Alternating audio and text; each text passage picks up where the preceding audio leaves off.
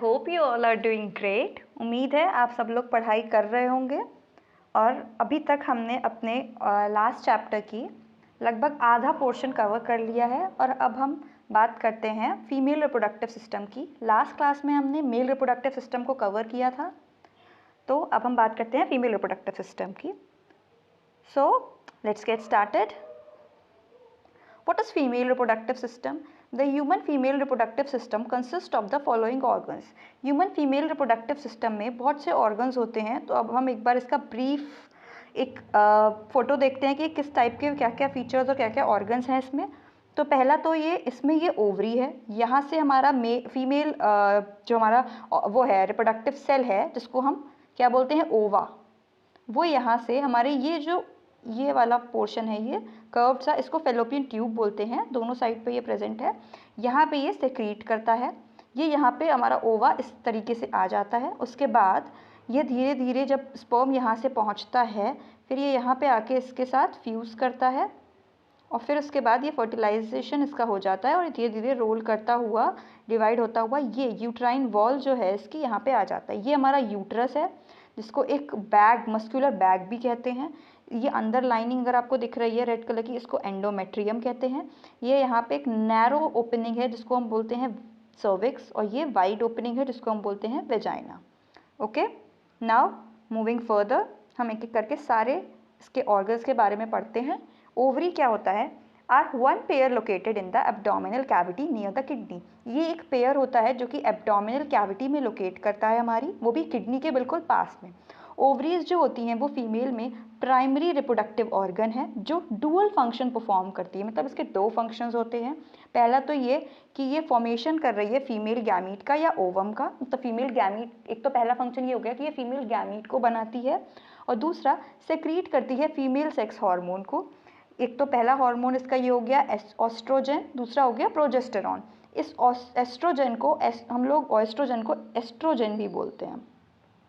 Okay, तो पहला तो फंक्शन ये हो गया कि ये फीमेल रिप्रोडक्टिव सेल बना रही है हमारा, जिसको हम ओवम बोलते हैं। दूसरा, ये फीमेल सेक्स हार्मोन को भी रिलीज कर रही है, जो कि होते हैं हमारे ऑस्ट्रोजन और प्रोजेस्टेरॉन।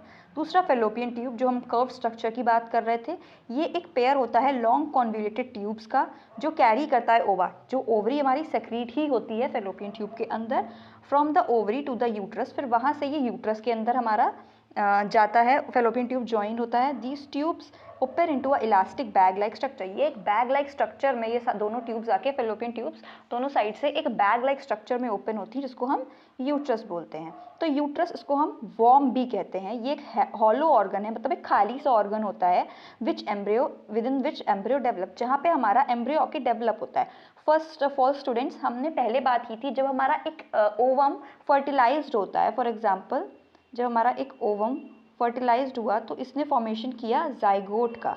ये हमारा एक सिंगल सेल होता है। फिर इसके बाद ये हमारा एम्ब्रियो का फॉर्मेशन करता है। ओके, तो यहीं पे यूट्रस के अंदर आके ही एम्ब्रियो हमारा डेवलप करता है। It's upper portion is broader. इसका जो ऊपर वाला पोर्शन होता है वो थोड़ा सा ब्रॉड होता है इस तरीके से, और जो लोअर पोर्शन होता है वो नैरो होता है, जिसको हम सर्विक्स बोलते हैं, जो हमने अभी पीछे फिगर में देखा था। इसको हम एक और बार डिस्कस करेंगे। अब हम बात करते हैं वेजाइना की। तो वेजाइना क्या होता है? ये एक लॉन्ग, लगभग 8 सेंटीमीटर का ट्यूबुलर मस्कुलर स्ट्रक्चर होता है। मस्कुलर स्ट्रक्चर होता है, इसमें मसल्स प्रेजेंट होती हैं जो receiving the cervix of the uterus, जहाँ पे ऊपर सर्विक्स होती है। इसको हम बर्थ कैनाल भी बोलते हैं। बर्थ कैनाल मतलब कि यहीं से एक फुली डेवलप फीटस जो है वो बर्थ लेता है, और यहीं से स्पर्म की एंट्री होती है जो कि मेल से होती है, and also serve as the passage through which fully develop fetus is born. और ये एक पैसेज भी है जहाँ से एक फुली डेवलप फीटस जो कि बॉर्न होता है। We all of us are born from there only. तो ये एक पैसेज है जहाँ से एक फुली डेवलप फीटस जो है वो बॉर्न हो रहा है। अब हम बात करते, एक बार हम इसका फिगर भी देख लेते हैं फिर से। देखिए, ये है जैसे हमने बात करी थी। Let me raise this.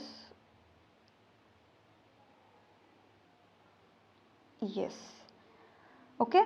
तो पहला था ये हमारा ओवरी। ओवरी जो है यहाँ रिलीज होती है, फिर इसके बाद यहाँ पे स्पर्म आता है यहाँ से, और ये धीरे धीरे फिर ये रोल करता हुआ हमारा जो एम्ब्रियो है वो यहाँ आता है। यहाँ पे फिर ये बेबी के फॉर्म में पूरा यहाँ पे डेवलप होता है। फिर ये आफ्टर 9 मंथ्स और आफ्टर द गेस्टेशन पीरियड, जिसको हम बोलते हैं, जो कि एक ह्यूमंस में 9 मंथ्स का होता है गेस्टेशन पीरियड, जिसमें एक पूरा बेबी मैच्योर होता है।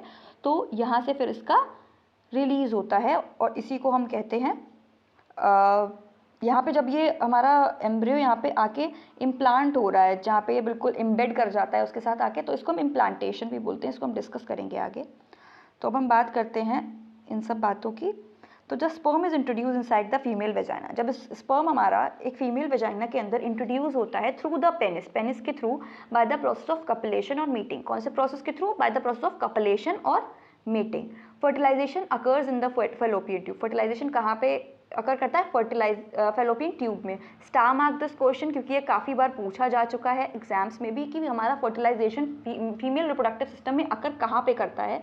तो ये हमारा फेलोपियन ट्यूब होती है। स्पर्म्स जो होते हैं हाईली एक्टिव होते हैं और मोबाइल होते हैं, मतलब ये कंटिन्यूसली मूव करते रहते हैं, जो ओपन होते हैं थ्रू सर्विक्स, सर्विक्स के थ्रू अंदर जाते हैं यूट्रस के अंदर, फिर ये पास होते हैं फेलोपियन ट्यूब तक जाते हैं। फिर फेलोपियन ट्यूब में ओनली वन स्पर्म फर्टिलाइज, मतलब इतने सारे मिलियंस ऑफ स्पर्म हमने पढ़ा था मेल रिप्रोडक्टिव सिस्टम में कि मिलियंस ऑफ स्पर्म्स जो होते हैं वो एक बार में रिलीज होते हैं, but out of that only one sperm फर्टिलाइजेज with the ovum. उनमें से केवल एक जो है वो ही केवल फ्यूज़ करता है ओवम के साथ ताकि वो जाइगोट बना सके।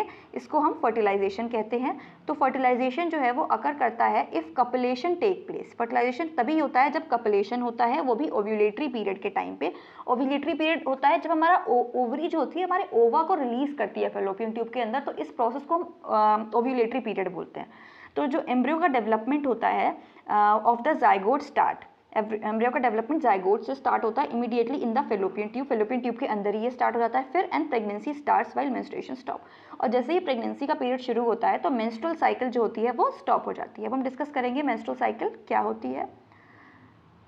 Yes, the embryo moves down to reach the uterus. अब धीरे धीरे एम्ब्रियो जो है वो फेलोपियन ट्यूब से नीचे यूट्रस की तरफ आता है, और जो एम्ब्रियो है वो get embedded in a thick line inner lining of the uterus. फिर धीरे धीरे एम्ब्रियो हमारा वो इनर लाइनिंग जो है यूट्रस की वहाँ पे आके इम्बेड करता है, जैसे हमने प्रीवियस स्लाइड्स में पढ़ा। इसी प्रोसेस को हम कहते हैं इम्प्लांटेशन। मतलब यूट्रस, जैसे फॉर एग्जांपल ये हमारा यूट्रस है, यहाँ पे आके जैसे ही एम्ब्रियो आता है और ये इनर लाइनिंग पे आके इसके इम्प्लांट करता है, उसी प्रोसेस को हम बोलते हैं इम्प्लांटेशन। तो वहाँ पे एक स्पेशल टाइप का टिश्यू डेवलप हो जाता है यूट्राइन वॉल में। इसी वॉल में एक स्पेशल टिश्यू डेवलप हो जाता है and the embryo called the placenta. इस टिश्यू को हम प्लेसेंटा नाम से जानते हैं। इसको भी स्टार मार्क कर लीजिए, ये क्वेश्चन भी काफ़ी बार पूछा गया है कि प्लेसेंटा जो है वो एक टिश्यू होता है, स्पेशल टिश्यू होता है जो कि यूट्राइन वॉल और मदर की बॉडी से एक फीटस को कनेक्ट करके रखता है, जिसके थ्रू सारे न्यूट्रिएंट्स एक्सचेंज होते हैं, ऑक्सीजन, वेस्ट प्रोडक्ट, ये सब एक एक्सचेंज इनका हो रहा है फीटस से मदर में। मतलब कोई भी यूज़फुल चीज़ जो हमें मदर की बॉडी से फीटस तक ले जानी है वो भी प्लेसेंटा के थ्रू होगा, और कोई भी वेस्ट मटेरियल जो हमारा फीटस रिलीज कर रहा है वो भी सब कुछ मदर की बॉडी में प्लेसेंटा के थ्रू ही जाएगा, और फिर मदर की बॉडी से वो एक्सक्रीट आउट हो जाएगा। ओके, नाउ मूविंग फर्दर, अब हम बात करते हैं जो टाइम पीरियड होता है जिसमें एक फीटस डेवलप होता है यूट्रस के अंदर, उसके बर्थ तक का जो पीरियड होता है उसको हम गेस्टेशन पीरियड कहते हैं। ये हमने अभी पढ़ा था। ये अप्रॉक्सीमेटली 9 मंथ्स का होता है एक ह्यूमन में। तो जब गेस्टेशन पीरियड एंड होने को आता है तो जो first give birth of the fully develop fetus, तो जब बर्थ हो रहा होता है फीटस का, तो जो एक्ट है गिविंग बर्थ का, इसको हम पार्ट्यूरेशन बोलते हैं। ओके, जो एक्ट है गिविंग बर्थ का उसको हम क्या बोलते हैं? Parturition. Okay, I hope this is clear. ये इसको हम बोलते हैं parturition. Okay, now moving further, अब हम बात करते हैं रिप्रोडक्टिव साइकिल की। ये क्या होता है? रिप्रेजेंट या मेंस्ट्रुअल साइकिल भी बोलते हैं इसको, और सेक्सुअल साइकिल भी बोलते हैं इसको। तो ये क्या होता है? तो represent cycle changes in the reproductive system of female, it begins with menstruation. तो जितनी भी साइक्लिक चेंजेस आ रहे हैं एक फीमेल के रिप्रोडक्टिव सिस्टम में, और इट बिगिंस विद मेंस्ट्रुएशन, वो सब कहाँ से शुरू होते हैं? मेंस्ट्रुएशन से। तो मेंस्ट्रुएशन है क्या? जब the breakdown of the removal of the inner thick और soft lining of the uterus along with blood vessels in the form of vaginal bleeding is called menstruation और मेंस्ट्रुअल फ्लो।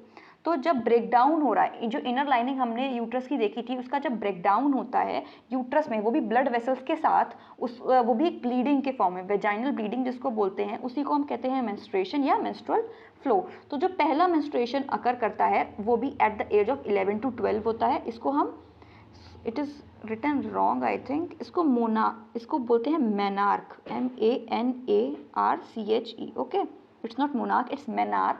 और जो last menstruation जो अकर करता है वो 45 की as तक हो जाता है, और ये जो होता है एंड होता है रिप्रोडक्टिव पीरियड का, इसको हम बोलते हैं मेनोपॉज।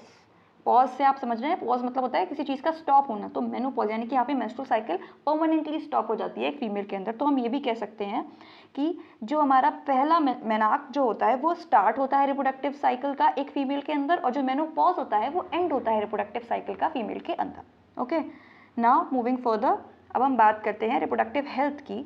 तो is all those aspects of the general health which help a person to lead a normal, safe and satisfying life। Reproductive health क्या होती है? ये वो सारे जनरल हेल्थ होती है जो कि एक पर्सन को हेल्प कर रही है कि वो एक नॉर्मल, सेफ और सेटिस्फाइंग लाइफ को जिए।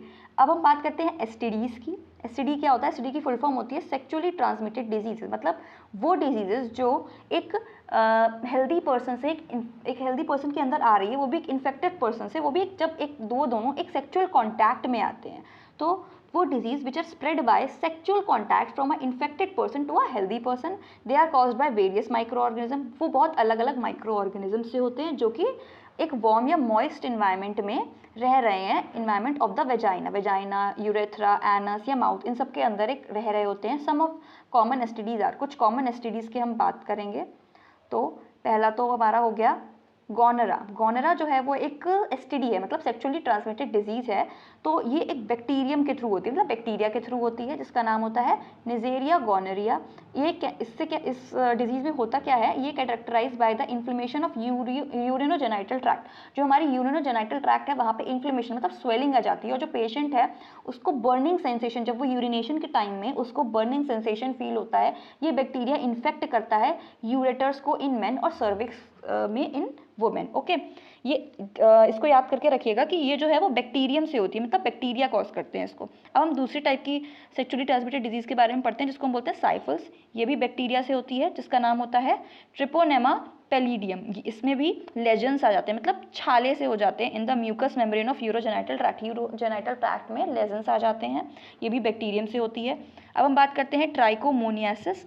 ये जो है वो प्रोटोजोआ से होती है, जिसका नाम है ट्राइकोमोनास वेजिनलिस। इसमें भी कुछ वेजाइनल डिस्चार्ज होता है at the urogenital tract of the female. अब हम बात करते हैं एड्स की, सबसे इंपॉर्टेंट और सबसे ज़्यादा हार्मफुल डिजीज जो है, इसका अभी तक कोई भी क्योर पूरे वर्ल्ड में नहीं आया है। हाँ, कुछ टाइम के लिए हम इस डिजीज़ के जो हार्मफुल सिम्टम्स हैं उनको स्टॉप कर सकते हैं और उन कह सकते हैं कि उनके रेट को स्लो कर सकते हैं, बट टेम्परेरी इस डिजीज़ को हम क्योर अभी तक करना नहीं जान पाए हैं कि वो किस तरीके से होगी। बाकी सारे एसटीडीज़ को हम एक बार को क्योर कर सकते हैं, बट इसको हम अभी तक क्योर नहीं कर सकते हैं। इसकी फुल फॉर्म क्या होती है? Acquired immuno deficiency syndrome. इसकी फुल फॉर्म बहुत अच्छे से याद कर लीजिए। It is caused by virus called HIV। ये वायरस से होती है, रिमेंबर दिस। गोनेरा बैक्टीरियम से होती है, साइफिलिस भी बैक्टीरियम से होती है, ट्राइकोमोनियासिस प्रोटोजोआ से होती है, ये मैंने यहाँ पे हाईलाइट कर दिए हैं। बट एड्स ये वायरस से होती है, और इस वायरस का नाम होता है HIV। HIV की फुल फॉर्म होती है human immune virus. Okay, and which suppresses the bodies immune system. इसका आप नाम से समझ रहे होंगे, ये हमारे इम्यून सिस्टम को सप्रेस कर देती है, मतलब उसकी एक्टिविटी को स्लो कर देती है। और उसकी वजह से क्या होता है, अगर हमारा इम्यून सिस्टम ही स्लो हो जाएगा तो कोई भी छोटी से छोटी डिजीज़ हमारी बॉडी में आके एक बहुत बड़ा फॉर्म ले लेगी, जिसकी वजह से थोड़े टाइम बाद हमारी डेथ हो जाएगी और हम इसको क्योर नहीं कर पाएंगे। तो मोड्स क्या होते हैं कि स्किन बेसिस पे ये डिजीजेस फैलती हैं। पहला तो by having sexual contact with an infected person, किसी भी इन्फेक्टेड पर्सन के साथ सेक्सुअल कांटेक्ट से। By the transfusion of blood from an infected person, कोई ऐसा पर्सन जिसको ये डिजीज ऑलरेडी है और उससे अगर हम ब्लड ले रहे हैं तो भी ये डिजीज हमें हो सकती है। Through infected needles use for injection, कोई ऐसी हम निडल यूज़ कर लें, फॉर एग्जाम्पल जैसे हम लोग क्लिनिक्स वगैरह में जाते हैं तो आप लोगों ने देखा होगा वो डिस्पोजल सिरिंज यूज़ करते हैं, एक यूज़ करने के बाद वो एक पेशेंट के तुरंत उसको फेंक देते हैं। तो वो इसीलिए होता है कि फॉर एग्जांपल कोई भी ऐसा पेशेंट अगर किसी डिजीज उसको हो रखी है तो वो किसी दूसरे के अंदर ट्रांसफ़र ना हो। तो ये निडल्स भी हमें किसी की यूज़ की गई हुई कभी भी यूज़ नहीं करनी चाहिए। Through the placenta from the mother to child during pregnancy, ये प्लेसेंटा के थ्रू, प्लेसेंटा हमने फीमेल उसमें पढ़ा था रिप्रोडक्टिव सिस्टम में कि एक टिश्यू होता है जो ट्रांसफ़र कर रहा है सारी यूज़फुल चीज़ों को मदर की बॉडी से एक बेबी की बॉडी में। तो ये इससे भी ये चीज़ें प्लेसेंटा के थ्रू भी ये सारी डिजीजेस कॉज हो सकती हैं। ओके, कौन कौन से मेथड्स है जिससे हम प्रेगनेंसी को अवॉइड कर सकते हैं? तो पहला मेथड तो हो गया मैकेनिकल मेथड। तो इस मेथड में फिजिकल डिवाइसेस हम यूज़ कर सकते हैं, जैसे कॉन्डम्स, डायफ्राम, सर्विकल कैप्स, ये सब यूज़ होते हैं। ये डिवाइसेस प्रिवेंट करते हैं एंट्री ऑफ स्पर्म को फीमेल जेनाइटल ट्रैक्ट में कपलेशन के टाइम पे, तो ये बैरियर की तरह काम करते हैं। ओके, पहला तो हो गया बैरियर मेथड। दूसरा हमारा मेथड होता है केमिकल मेथड। ओके, तो केमिकल मेथड, इस मेथड में स्पेसिफिक ड्रग्स यूज होते हैं बाय फीमेल्स। ये दो टाइप के होते हैं, तो ओरल पिल्स या vaginal pills. Okay, chemical methods में कह सकते हैं जो मेडिसिन की फॉर्म में हम ले रहे हैं, तो ये तो ओरल पिल्स हो गए और ये वेजाइनल पिल्स हो गए। ओरल पिल्स ये क्या करते हैं, इसमें प्रोजेस्टेरॉन हार्मोन होता है जो फीमेल बॉडी में पाया जाता है, ये क्या करता है, स्टॉप कर देता है ओवरी को फ्रॉम रिलीजिंग ओवम, ओवम को रिलीज होने से स्टॉप कर देता है फैलोपियन ट्यूब के अंदर, और उसको हार्मोनल इम्बैलेंस को चेंज कर देता है बॉडी के अंदर। दूसरा IUCD होता है, IUCD intra uterine contraceptive device. इसमें क्या होता है, ये इसमें कॉपर टी का यूज़ करते हैं। जैसे फॉर एग्जांपल अगर हम देखें तो ये अगर वेजाइन, ये एक यूट्रस है इस तरीके से, ये सर्विक्स है, ये वेजाइना है, ये हमारी ओवरी है। Okay, my drawing is not so good, बस एक आपको स्ट्रक्चर देने के लिए मैं बस बता रही हूँ। तो कॉपर टी, इसको हम यूट्रस के अंदर प्लेस कर देते हैं बाय डॉक्टर, कि मतलब डॉक्टर उसको सर्जिकली उसको प्लेस कर दें, और it prevents implantation of the uterus. इसमें यूट्रस के अंदर इम्प्लांटेशन होने से रोकता है। तो यहाँ पे क्या होता है, टी टाइप का स्ट्रक्चर होता है कॉपर का, कि इस तरीके से आके यहाँ पे यूट्रस में लग जाता है।